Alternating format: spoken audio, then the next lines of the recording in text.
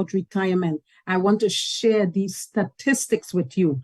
1 in 3 retiree lives in poverty right now. So, that's like 33% of retired people are really poor. They are having a very hard time. I think most of us understand that.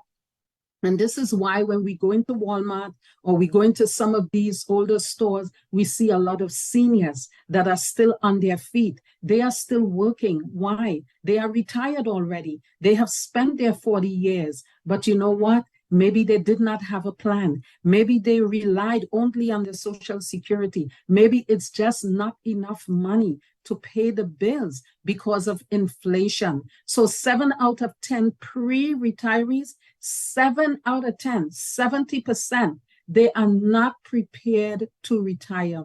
I have lived long enough in this world to see older people, 73, 75, they should have retired since 67. But guess what? They are still working. They are just not prepared to stop. Some of them stop when they end up with a stroke, or they end up with Alzheimer's, or something is happening that makes them realize their body is telling them whether they have the money or not, they have to stop.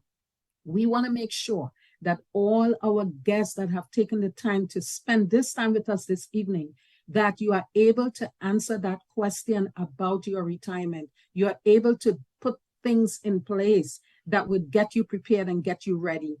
So only 13% say that they are knowledgeable about financial investments and products.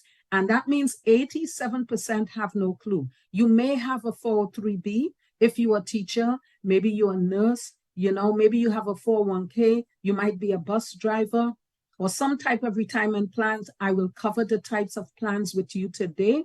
But the thing about it is you may not understand what you have. And even if you call your HR department, you really don't know what questions to ask. We want to help you through that process this evening.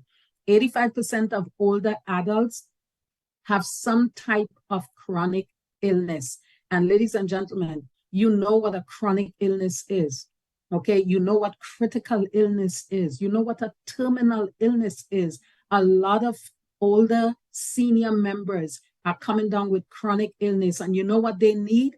They need something called living benefits. So on September 9th, on September 11th, we hope that you will join us for our next presentation when we talk about living benefits and we talk about life insurance at length.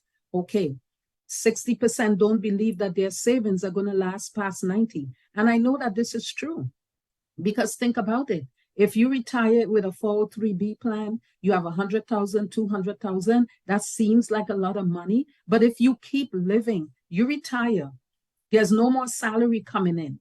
And you keep living longer and longer and longer, which is what we hope, of course, right?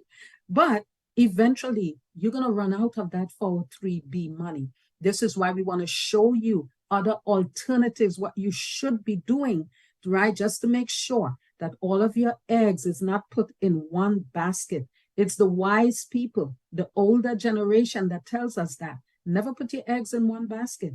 Make sure you are diversifying your portfolio.